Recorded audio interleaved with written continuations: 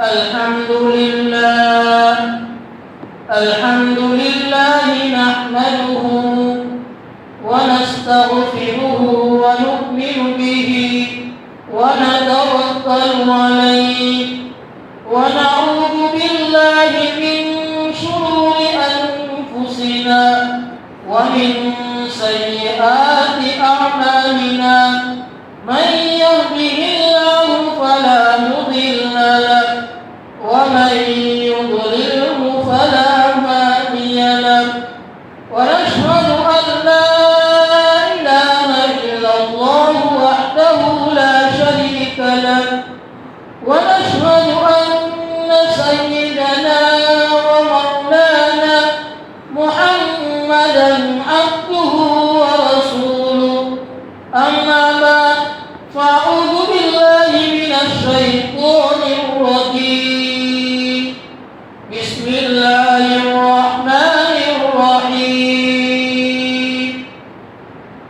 وأما من خاف مقام ربه ونهى النفس عن الهوى فإن الجنة هي المأوى صدق الله العظيم. اللهم صل على محمد كلما ذكره الذاكرون وكلما غفل عن ذكره الغافلون. اللهم صل على محمد كلما ذكره الذاكرون وكلما غفل عن ذكره الغافلون. اللهم صل على محمد كلما ذكره الذاكرون وكلما غفل عن ذكره الغافلون. میرے بھائیوں، اللہ تبارک و تعالیٰ کا بے حد کرم ہوا اور احسان ہوا کہ اللہ تبارک و تعالیٰ نے ہم سب کو قرآن جیسی عظیم الشان اور برکت والی کتاب عطا فرمائی، اور اسی کا اللہ تبارک و تعالیٰ کا احسان ہے کہ اللہ تبارک و تعالیٰ نے ہم سب کو نبی کریم صلی اللہ علیہ وسلم جیسے مبارک نبی عطا فرمائے اور مبارک نبی کے امتی کے اندر پیدا فرمایا۔ اللہ تبارک و تعالیٰ ہم میں سے ہر ایک کو قرآن کے مطابق اور نبی کریم صلی اللہ علیہ وسلم کی تعلیمات کے مطابق زندگی گزارنے کی توفیق نصیب فرمائے، آمین۔ میرے بھائیوں، قرآن کریم میں اللہ تبارک و تعالیٰ نے جیسا کہ اس سے پہلے ہم نے بیان کیا نا کہ جہاں اللہ تبارک و تعالیٰ نے احکامات کا حکم دیا ہے کہ حکم پورا کرو، اسی طرح اللہ تبارک و تعالیٰ نے گناہوں سے رکنے کا بھی حکم فرمایا ہے، اور اسی طرح اللہ تبارک و تعالیٰ نے اس کی ذات سے ڈرنے کا بھی حکم فرمایا ہے۔ ایک مسلمان اللہ تبارک و تعالیٰ سے ڈرنے والا ہونا چاہیے، اس کے دل کے اندر اللہ کا خوف ہونا چاہیے، اللہ کا ڈر ہونا چاہیے، اور جس مسلمان کی دل کے اندر، جس مسلمان کی زندگی کے اندر اللہ کا خوف ہوگا، اللہ کا ڈر ہوگا، وہ مسلمان بندہ ہوگا یا بندی ہوگی، وہ اپنے آپ کو حکم کا پورا کرنے والا ہوگا، حکم بھی پورا کرے گا، اپنے آپ کو گناہوں سے بھی بچائے گا۔ اسی طرح عورت بھی اگر اس کے دل کے اندر اللہ کا خوف ہوگا، رسول اللہ صلی اللہ علیہ وسلم کی تعلیمات ہوگی، وہ بھی اللہ کے حکم کو پورا کرنے والی ہوگی اور اپنے آپ کو گناہوں سے بچانے والی ہوگی۔ میرے بھائیوں، اللہ کے حبیب صلی اللہ علیہ وسلم معصوم تھے، بے گناہ تھے، لیکن اس کے باوجود اللہ سے ڈرنے والے تھے۔ ان کے دل کے اندر اللہ کا خوف تھا، اللہ کا ڈر تھا کہ جب ہوا تیز ہو جاتی تھی تو اللہ کے حبیب صلی اللہ علیہ وسلم کا چہرہ بدل جاتا تھا اور یہ دعا کیا کرتے تھے کہ اللہ تبارک و تعالیٰ اس ہوا کی خیر چاہتا ہوں اور اس ہوا کے اندر جو کچھ ہے اس کی خیر چاہتا ہوں اور دعا کرتے ہیں کہ اللہ تبارک و تعالیٰ اس ہوا کے شر سے پناہ چاہتا ہوں اور اس ہوا کے اندر جو کچھ ہے اس کے شر سے پناہ چاہتا ہوں۔ یہ اللہ کے حبیب صلی اللہ علیہ وسلم نبی ہے، معصوم ہے، بے گناہ ہے، لیکن ہوا تیز ہو جاتی تھی تو اللہ تبارک و تعالیٰ کی طرف متوجہ ہو جاتے تھے۔ اور ایک روایت میں لگاتا ہے کہ اللہ کے حبیب صلی اللہ علیہ وسلم جب بادل آتا تھا، ہوا تیز ہو جاتی تھی، اللہ کے حبیب صلی اللہ علیہ وسلم کا چہرہ بدل جاتا تھا، بے چین ہو جاتے تھے۔ ایک مرتبہ حضرت عائشہ نے پوچھا کہ اللہ کے حبیب صلی اللہ علیہ وسلم ہم لوگوں کو دیکھتے ہیں کہ جب بادل آتا ہے تو خوش ہوتے ہیں، لیکن میں آپ کو دیکھتی ہوں کہ جب بادل آتا ہے تو آپ بے چین ہو جاتے ہیں، ایسا کیوں؟ اللہ کے حبیب صلی اللہ علیہ وسلم نے فرمایا کہ عائشہ کہ قوم گزری ہے، قوم ہود، کہ بادل آیا تھا، وہ خوشیاں منا رہے تھے، گرمی کا موسم تھا، خوشیاں منا رہے تھے کہ بارش ہوگی، ٹھنڈی ہوائیں آ رہی ہیں، لیکن اللہ تبارک و تعالیٰ نے اسی بادل سے آگ برسائی اور ان کو ہلاک فرمایا۔ تو میرے بھائیوں، اللہ کے حبیب صلی اللہ علیہ وسلم جب بادل آتا تھا، ہوائیں تیز ہو جاتی تھی، معصوم ہونے کے باوجود اللہ تبارک و تعالیٰ کی طرف متوجہ ہوتے تھے۔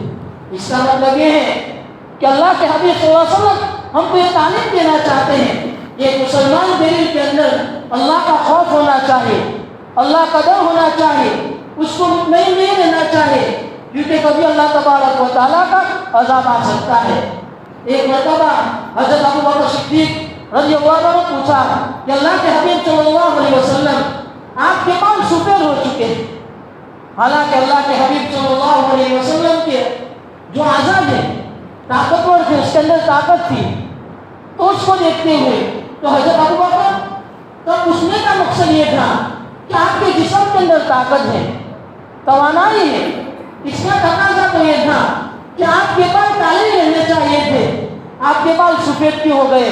اللہ کے حبیب صلی اللہ علیہ وسلم نے فرمایا کہ سورہ ہود، سورہ واقعہ اور سورہ مرسلات نے میرے بال سفید کر دیے، کیونکہ ان سورتوں کے اندر، سورہ واقعات کے اندر، سورہ مرسلات کے اندر اور اسی طرح سورہ ہود کے اندر قیامت کا تذکرہ ہے، آخرت کا تذکرہ ہے، آخرت کی ہولناکیوں کا تذکرہ ہے کہ ان سورتوں کی وجہ سے میرے بال سفید ہو گئے۔ تو میرے بھائیوں، اللہ کے حبیب صلی اللہ علیہ وسلم معصوم تھے، بے گناہ تھے، لیکن اللہ تبارک و تعالیٰ کا کتنا ڈر تھا، کتنا خوف تھا، اور اللہ کے حبیب صلی اللہ علیہ وسلم روزانہ 60 مرتبہ استغفار کیا کرتے تھے، معصوم تھے، اور ہم تو گناہ پر گناہ کرتے رہتے ہیں، تو ہمیں کتنا استغفار کرنے کی ضرورت ہے۔ تو میرے بھائیوں، ہم ہمارے دل کے اندر اللہ کے خوف کو پیدا کریں، روزانہ استغفار کیا کریں، استغفر اللہ پڑھا کریں، انشاءاللہ اللہ تبارک و تعالی ہمارے گناہوں کو معاف فرمائے۔ تو یہ اللہ کے حبیب صلی اللہ علیہ وسلم معصوم تھے، بے گناہ تھے، لیکن اللہ کا کتنا ڈر تھا۔ تو ہم تو گناہ پر گناہ کرتے ہیں، تو ہمیں کتنا ڈر ہونا چاہیے۔ تو میرے بھائیوں، یہ اللہ کے حبیب صلی اللہ علیہ وسلم کی تعلیمات، یہ اللہ کے حبیب صلی اللہ علیہ وسلم کی تعلیمات، یہ ہم کو سبق دیتی ہیں کہ ایک مسلمان کے دل کے اندر اللہ کا خوف ہونا چاہیے۔ اسی طرح حضرت عمر رضی اللہ تعالیٰ عنہ، حضرت ابو بکر صدیق رضی اللہ تعالیٰ عنہ، یہ مردوں کے اندر سب سے پہلے ایمان لائے تھے، سب سے پہلے مسلمانوں کے خلیفہ بنے تھے۔ اللہ کے حبیب صلی اللہ علیہ وسلم کی وفات کے بعد مسلمانوں کے جو سب سے پہلے خلیفہ ہے یہ حضرت ابو بکر صدیق رضی اللہ تعالیٰ عنہ۔ اور غزوہ تبوک کے موقع پر اللہ کے حبیب صلی اللہ علیہ وسلم نے اعلان کیا تھا، چلنے کا اعلان کیا تھا، تو سب سے زیادہ چندہ لانے والے یہ حضرت ابو بکر صدیق رضی اللہ تعالیٰ عنہ۔ اور ایک حدیث کے اندر اللہ کے حبیب صلی اللہ علیہ وسلم فرماتے ہیں کہ اگر جنت کے اندر اگر میں کسی کو دوست بناتا تو میں ابو بکر کو بناتا۔ یہ خلیفہ ہے، لیکن اللہ کا کتنا ہے کہ بعض مرتبہ درخت پکڑ لیتے اور یہ کہتے کہ کاش میں درخت ہوتا کہ کاٹ لیا جاتا، کبھی گھاس پکڑ دے اور یہ کہتے کاش میں گھاس کا ٹیپا ہوتا کہ دانا مجھ کو کھا لیتا۔ اور ایک روایت کے اندر ہے کہ ایک مرتبہ حضرت ابو بکر صدیق رضی اللہ تعالیٰ عنہ باغ کے اندر گئے دیکھا کہ ایک پرندہ ایک چرندہ ہے بیٹھا ہوا ہے، تو اس کو دیکھ کر کہنے لگے تو کھاتا ہے، تو پیتا ہے، ٹھنڈی سانس لیتا ہے، اور تجھے اللہ تبارک و تعالیٰ کو حساب بھی دینا نہیں، کاش ابو بکر بھی ایک پرندہ ہوتا۔ تو میرے بھائی یہ ابو بکر کے دل کے اندر اللہ کا خوف تھا، اللہ کا ڈر تھا۔ تو ایک مسلمان کی زندگی کے اندر اللہ کا خوف ہونا چاہیے، اللہ کا ڈر ہونا چاہیے۔ اسی طرح ایک موقع پر ایک صحابی کے سامنے حضرت ابو بکر صدیق رضی اللہ عنہ غصے ہو گئے، بہت غصے ہو گئے اور کچھ کہہ دیا۔ تو حضرت ابو بکر کو تنبہ ہوا، معافی مانگی اور کہا کہ بدلہ لے لیجیے۔ وہ صحابی کہنے لگے آپ تو نبی کے چہیتے ہیں، آپ تو نبی کے محبوب ہیں، میں کیا بدلہ لے سکتا ہوں آپ سے؟ تو حضرت ابو بکر نے فرمایا بدلہ لے لو، ورنہ میں نبی کریم صلی اللہ علیہ وسلم کے پاس جاؤں گا شکایت کرنے کے لیے کہ میں نے ان صحابی کو برا بھلا کہا تھا، کچھ کہہ دیا تھا، میں نے معافی مانگی، بدلہ کو کہہ رہا ہوں اور یہ مجھ بدلہ نہیں لے رہے۔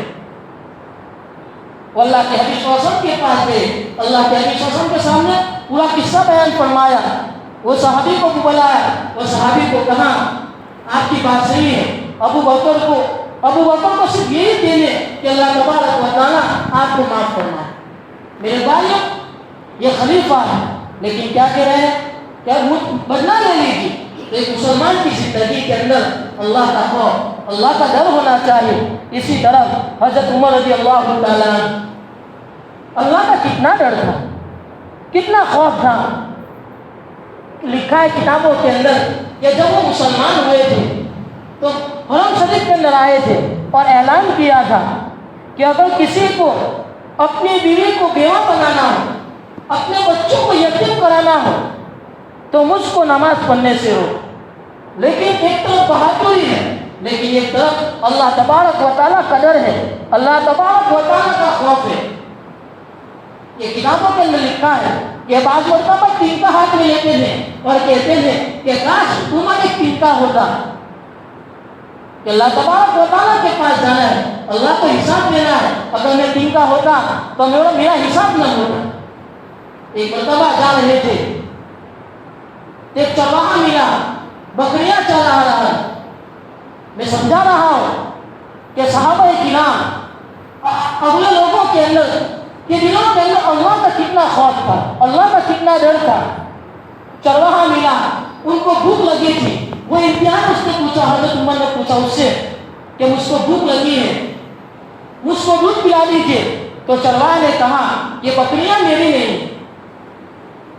پھر کہا مجھ کو بھوک لگی ہے، بکری کو ذبح کر دیجیے اور اس کا گوشت مجھ کو دے دیجیے، اور اپنے مالک کو یہ کہہ دینا کہ بکری کو بھیڑیا کھا گئے۔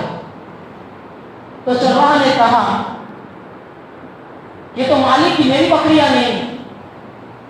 تو حضرت عمر نے کہا مالک کو یہ کہہ دینا، کہاں مالک دیکھ رہا ہے کہ بھیڑیا کھا گئے؟ تو اس چرواہا نے کیا جواب دیا، مالک تو نہیں دیکھ رہا ہے لیکن اللہ تبارک و تعالیٰ تو دیکھ رہا ہے۔ تو یہ جنگل کے اندر ہے، کوئی نہیں ہے، لیکن اللہ کا کتنا ڈر، اللہ کا کتنا خوف۔ تو ایک مسلمان چاہے تنہائی میں ہو، لوگوں کے سامنے ہو، جس طرح لوگوں کے سامنے اپنے آپ کو گناہوں سے بچاتا ہے، اسی طرح سے تنہائی میں ہو، کوئی نہ ہو کمرے کے اندر، اس وقت بھی اپنے آپ کو گناہوں سے بچانے والا ہے۔ کہ موبائل کے اندر نہ فلم دیکھے، نہ گانا سنے، نہ گندی تصویریں دیکھے، کیونکہ جس مسلمان کے دل کے اندر اللہ کا خوف ہوگا، اللہ کا ڈر ہوگا، وہ تنہائی میں ہوگا یا لوگوں کے سامنے ہوگا اور اپنے آپ کو گناہوں سے بچانے والا ہے۔ گانا نہیں سنے گا، فلمیں نہیں دیکھے گا، گندی تصویریں نہیں دیکھی۔ تو میرے بھائیو یہ حضرت عمر کی تعلیمات یہ ہم کو سبق دیتی ہے کہ ایک مسلمان کے دل کے اندر اللہ کا خوف ہونا چاہیے، اللہ کا ڈر ہونا چاہیے۔ اسی طرح ایک موقع پر حضرت عمر رضی اللہ تعالیٰ عنہ جا رہے تھے تو جنگل کے اندر آگ دیکھی، تو اس نیت سے گئے کہ چلو کوئی مسافر ہوگا کچھ کھلا دیں گے۔ وہاں گئے تو ایک عورت ہے اور کچھ بچے وہاں رو رہے ہیں اور چولہا جل رہا ہے اور چولہے کے اوپر دیگچی ہے۔ حضرت عمر نے دیکھا کہ دیگچی کے اندر کھانا نہیں ہے، پانی ہے۔ تو حضرت عمر نے پوچھا، اس عورت سے پوچھا کہ آپ یہ کیا کر رہی ہیں؟ کہ میرے پاس کھانا نہیں ہے، یہ بچوں کو تسلی دینے کے لیے پانی کو ابال رہی ہے۔ تو حضرت عمر کی آنکھوں کے اندر آنسو آ گئے، گھر آئے، اپنے غلام کو ساتھ لیا اور کچھ چیزیں لی اور ایک پورے اپنے کندھے کے اوپر لے لی۔ تو غلام نے کہا یہ مجھ میرے کندھے کے اوپر رکھ دی تھی۔ تو حضرت عمر نے کیا جواب دیا؟ آج تو کندھے کے اوپر رکھ لے گا، کل قیامت کے دن میں کیا جواب دوں گا؟ یہ وقت خلیفہ ہے، اپنے کندھے کے اوپر پوری لگائی اور وہاں گئے اور اپنے ہاتھوں سے حلوہ بنایا اور اس عورت اور بچوں کو کھلایا۔ تو میرے بھائیوں، یہ اللہ کا خوف ہوتا ہے، دل کے اندر اللہ کا خوف ہوتا ہے، ایسی زندگی ہوتی ہے۔ تو میرے بھائیوں، اللہ کے حبیب صلی اللہ علیہ وسلم کے دل کے اندر اللہ کا خوف تھا، اللہ کا ڈر تھا۔ اسی طرح حضرت عمر، حضرت ابو بکر، حضرت عثمان، کیسا کہ حضرت عثمان فرماتے ہیں کہ کل قیامت کے دن مجھ کو جنت اور جہنم کے درمیان کھڑا کیا جائے اور مجھے بھی پتہ نہ ہو کہ مجھ کو جنت کے اندر جانا ہے، مجھ کو جہنم کے اندر جانا ہے، میں یہ بات پسند کروں گا کہ مجھ کو اللہ تبارک و تعالیٰ راہ بنائے۔ یہ اللہ کا ڈر، اللہ کا خوف۔ لیکن آج کل ہماری زندگی کے اندر سے اللہ کا خوف، اللہ کا ڈر نکل چکا ہے، اور اسی کی وجہ سے ہم گناہ کرتے جا رہے ہیں موبائل کے اندر۔ جس طرح میرے بھائیوں غیبت آمنے سامنے ہوتی ہے، مجلس کے اندر غیبت ہوتی ہے، اور یہ بات یاد رکھو، جس دل کے اندر اللہ کا خوف نہیں ہوتا ہے، اللہ کا ڈر نہیں ہوتا ہے، جس شخص کے اندر، وہ غیبت بھی کرے گا، مجلس کے اندر بھی غیبت کرے گا۔ اور اللہ کے نبی صلی اللہ علیہ وسلم نے ارشاد فرمایا الغیبۃ اشد من الزنا، کہ غیبت تو زنا سے بھی زیادہ بدتر ہے۔ تو جس مسلمان کے دل کے اندر اللہ کا خوف نہیں ہوگا، وہ غیبت بھی کرے گا، دوسرے مسلمان کی اس کی عزت کے اوپر حملہ کرے گا، الزام لگائے گا۔ جس طرح مجلس کے اندر غیبت ہوتی ہے، اسی طرح ایک مسلمان فون کے اوپر ہے، دوسرا مسلمان بھی فون کے اوپر ہے، اور ایک تیسرے مسلمان کے خلاف باتیں کر رہے ہیں، تو یہ بھی غیبت کے حکم دے گا۔ اور قرآن کیا کہہ رہا ہے؟ وَلَا يَغْتَبْ بَعْضُكُمْ بَعْضًا، ایک دوسرے کی غیبت نہ کرے۔ تو جس مسلمان کے دل کے اندر خوف نہیں ہوگا، وہ غیبت بھی کرے گا، الزام بھی لگائے گا، اور اسی طرح چغل خوری بھی کرے گا۔ بہت بڑی بیماری ہے چغل خوری۔ چغل خوری یعنی دو چہرہ، اس کے پاس گئے، اس کی تیسرے کی برائی کی، اور پھر تیسرے کے پاس گئے، اس کی برائی کی، یہ چغل خوری جس کو ہم فتنہ کہتے ہیں۔ اور قرآن کریم میں اللہ تبارک و تعالیٰ ارشاد فرماتے ہیں وَالْفِتْنَةُ أَشَدُّ مِنَ الْقَتْلِ، یہ فتنہ کرنے سے بھی زیادہ سخت ہے کہ ایک مسلمان جب چغل خور بنتا ہے کہ اس کی وجہ سے اس کے خاندان کے اندر لڑائی جھگڑے پیدا ہوتے ہیں، معاشرے کے اندر، سماج کے اندر، سوسائٹی کے اندر جھگڑے پیدا ہوتے ہیں۔ تو میرے بھائیوں، اگر ہم اللہ کا خوف پیدا کریں گے، اللہ کا ڈر ہمارے دل کے اندر پیدا کریں گے، تو ہم چغل خور نہیں بنیں گے، ہم فتنہ خور نہیں بنیں گے۔ تو ہم ضرورت ہے اس بات کی، ہم ہمارے دل کے اندر اللہ تبارک و تعالیٰ کا خوف پیدا کریں۔ اسی طرح جس مسلمان کی زندگی کے اندر خوف ہوگا، اللہ کا ڈر ہوگا، وہ نماز پڑھنے والا بنے گا، کیونکہ جس کے دل کے اندر اللہ کا خوف نہیں ہوتا ہے، وہ نماز نہیں پڑھتا ہے، مسجد کے پاس سے گزرے گا، نماز نہیں پڑھے گا۔ حالانکہ قرآن کریم اللہ تبارک و تعالیٰ ارشاد فرماتے ہیں وَأَمَّا مَنْ خَافَ مَقَامَ رَبِّهِ، بہرحال جو شخص اپنے رب کے سامنے کھڑا ہونے سے ڈرا، ایک شخص کا انتظار ہے کہ مجھے اللہ کے سامنے جانا ہے، اللہ کو حساب دینا ہے، جوانی کا حساب دینا ہے، پوری زندگی کا حساب دینا ہے، بھلا وہ کیسے نماز چھوڑ سکتا ہے؟ بھلا وہ کیسے اللہ کے حبیب صلی اللہ علیہ وسلم کی سنتوں کو چھوڑ سکتا ہے؟ اللہ تبارک و تعالیٰ فرماتے ہیں وَأَمَّا مَنْ خَافَ مَقَامَ رَبِّهِ وَنَهَى النَّفْسَ عَنِ الْهَوَىٰ، اور جس نے اپنی جان کو خواہشات سے بچایا فَإِنَّ الْجَنَّةَ هِيَ الْمَأْوَىٰ، جنت اس کا ٹھکانہ ہے۔ اور جنت کے اندر تو کیا ملے گا؟ حدیث کے اندر آتا ہے کہ اعلان کرنے والا اعلان کرے گا جنت کے اندر، یہ جنت والوں، آج سے تم کو کوئی بیماری لاحق نہیں ہو۔ دنیا کے اندر کبھی صحت، کبھی تندرستی، کبھی بیماری، اور جب انسان بیمار ہوتا ہے خود بھی پریشان ہوتا ہے، چل بھی نہیں سکتا ہے، بعض مرتبہ خود پریشان ہوتا ہے، گھر والے بھی پریشان ہوتے ہیں، سب پریشان ہوتے ہیں، اور کتنا خرچ ہو جاتا ہے، لیکن جنت کے اندر تو انسان تندرست رہے گا، صحت مند رہے گا. انسان جو سوچے گا حاضر ہو جائے گا، جو سوچے گا فوراً حاضر ہو جائے گا. کتاب کے اندر لکھا ہے کہ جب پہلے غیر مسلم جب یہ حدیث سے سنتے تھے کہ مسلمانوں کے پیغمبر تو یہ باتیں کہہ کر گئے ہیں کہ مسلمان ایک انسان جو جنت کے اندر جائے گا جو سوچے گا وہ حاضر ہو جائے گا. یہ کیسے ہو سکتا ہے؟ لیکن اللہ تبارک و تعالیٰ نے نمونہ کہتوں کو یہاں دکھلا دیا کہ مسلمان ایک انسان یہاں ہے، ہندوستان کے اندر ہے، اور دوسرا مسلمان افریقہ کے اندر ہے، لیکن آمنے سامنے ویڈیو کال کے اوپر بات کر رہے ہیں. تو اللہ تبارک و تعالیٰ نمونہ بتلایا کہ ایک انسان اتنی عقل ہوتی ہے جب یہ ایسی چیز بنا سکتا ہے، اس انسان کو بنانے والا اللہ تبارک و تعالیٰ ہے. وہ اس بات کے اوپر قادر ہے کہ جنت کے اندر انسان جو سوچے وہ فوراً حاضر ہو جائے.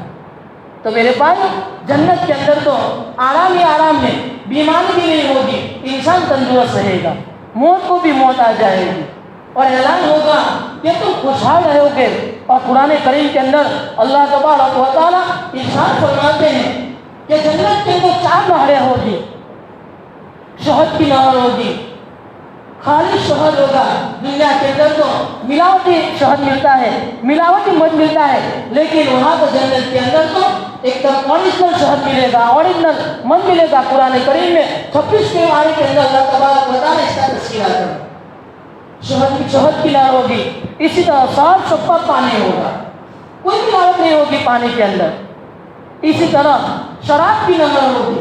یہاں کی شراب تو جس سے انسان بے ہوش ہو جاتا ہے، لیکن وہاں کی شراب تو ایسی ہوگی کہ انسان کا جو دماغ ہے وہ ایک دم اچھا ہو جائے گا، انسان فریش ہو جائے گا. اور اسی طرح دودھ کی نہر ہوگی، ایک دم صاف شفاف دودھ ہوگا، ملائی والا دودھ ہوگا. ایک دنیا کا دودھ اور ایک تو جنت کا دودھ. تو میرے بھائیو قرآن کریم یہ کہہ رہا ہے وَأَمَّا مَنْ خَافَ مَقَامَ رَبِّهِ وَنَهَى النَّفْسَ عَنِ الْهَوَىٰ. انسان اگر اپنے دل کے اندر اللہ کا خوف پیدا کرتا ہے تو اللہ تبارک و تعالیٰ اس کو جنت دے گا. اور سورہ رحمان کے اندر اللہ تبارک و تعالیٰ ارشاد فرماتے ہیں وَلِمَنْ خَافَ مَقَامَ رَبِّهِ جَنَّتَانِ، کہ جو شخص اپنے رب کے سامنے کھڑے ہونے سے ڈرا، یعنی استظام کرنا ہو گیا کہ مجھے اللہ کے پاس جانا ہے اور اپنے آپ کو گناہوں سے بچایا، اللہ تبارک و تعالیٰ اس کو وہ جنت دے گا. اور اللہ تبارک و تعالیٰ نے آگے سورہ رحمان کے اندر جنت کا تذکرہ کیا ہے کہ جنت کیسی ہوگی. یہ جنت کے اندر یہ ہوگا، کھلا ہوگا. تو میرے بھائیو یہ خلاصے کے طور پر یہ بات بیان کر رہا ہوں کہ اللہ کے حبیب صلی اللہ علیہ وسلم معصوم تھے، بے گناہ تھے، لیکن پورے دن 70 یعنی 70 مرتبہ استغفار کیا کرتے. ہم تو گنہگار ہیں، ہمیں زیادہ استغفار کرنے کی ضرورت ہے، اللہ کے حکم پورا کرنے کی ضرورت ہے. اسی طرح حضرت ابوبکر صدیق رضی اللہ تعالیٰ عنہ خلیفہ ہے. اللہ کے حبیب صلی اللہ علیہ وسلم نے دنیا کے اندر جنتی ہونے کی بشارت دی کہ آپ تو جنتی ہیں. حضرت عمر کو، حضرت عثمان کو، حضرت علی کو. حضرت علی کے بارے میں نے کتاب کے اندر پڑھا کہ حضرت علی رضی اللہ تعالیٰ عنہ پوری رات عبادت کرتے تھے، اور جب فجر کا وقت ہوتا تھا تو آہیں بھرتے ہیں اور یہ کہتے ہیں کہ اللہ تبارک و تعالیٰ تیری رات بہت چھوٹی ہے، سفر طویل، سفر تو بہت لمبا ہے، وسائل قلیل، لیکن کوشش تھوڑا ہے. یعنی آخرت کا سفر تو بہت لمبا ہے، دنیا کی زندگی تو مختصر ہے، آخرت کی زندگی تو ہمیشہ کی زندگی ہے. اور میرے پاس جو توشہ ہے پوری رات عبادت کی، لیکن کیا کرے وسائل قلیل، میرے پاس جو توشہ ہے اعمال وہ تھوڑے. ہم تو ہماری پوری رات غفلت کے ساتھ گزرتی ہے، عشاء کی نماز بھی پڑھے بغیر ہم سو جاتے ہیں، اور فجر کی جماعت بھی ہماری بستر کے اندر ہوتی ہے، لیکن ہماری زبان سے کبھی یہ جملے نہیں نکلتے. یہ حضرت علی کہہ رہے ہیں کہ میرے پاس توشہ بہت کم ہے. تو میرے بھائیو ہمارے دل کے اندر اللہ کا خوف پیدا کرے، اللہ کا ڈر پیدا کرے. اس کے لیے ہمیں کیا کرنا ہے؟ اللہ والوں کی مجلس کے اندر بیٹھنا ہے، اللہ والوں کے پاس جانا ہے. جیسا کہ گزشتہ صاحب کے یہ اللہ کا بہت بڑا ولی ہے، مولانا سیرا صاحب، یہ اللہ کے بہت بڑے ولی ہیں، بڑے اللہ کے ولی. جب وہ آتے ہیں تو ان کی خدمت کرتے ہیں. یہ بہت بڑا اللہ کا ولی ہے. ہم نے دیکھا کہ ان کی پوری زندگی جب وضو کرتے دیکھا، مسجد کے اندر داخل ہوتے دیکھا، ایک سنت کے مطابق ان کی زندگی ہے. تو میرے بھائی جب ایسے لوگ آوے، جب بھی کوئی عالم آوے، جب بھی کوئی بڑا آوے، تو ہمیں اس کے بعد مسافر کرنا چاہیے. ان کے سامنے تمنا رکھنی چاہیے کہ مولانا ہمارے لیے دعائیں کریں. یہ اچھی بات نہیں ہے کہ ایک بڑے عالم ہمارے گاؤں آئے اور ہم نماز کے بعد ترنت اپنے کاروبار کے اندر لگ جائیں. یہ اچھی بات نہیں. جب بھی کوئی بڑے عالم آئے مسافہ کرے, اپنی تمنا رکھے کہ مولانا ہمارے لیے دعائیں کرنا, کیونکہ جو اللہ والے ہوتے ہیں ان کی دعائیں قبول ہوتی ہیں. اللہ تبارک و تعالی ہم میں سے ہر ایک کو ان باتوں کے اوپر عمل کرنے کی توفیق نصیب فرمائے. آمین. سبحان ربک رب العزت عما یصفون وسلام علی المرسلین والحمد للہ رب العالمین.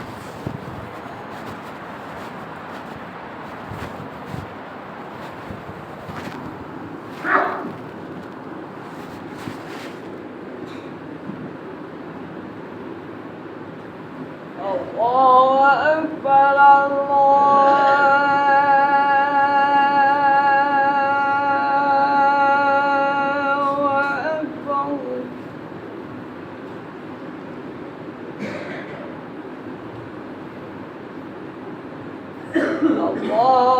أكبر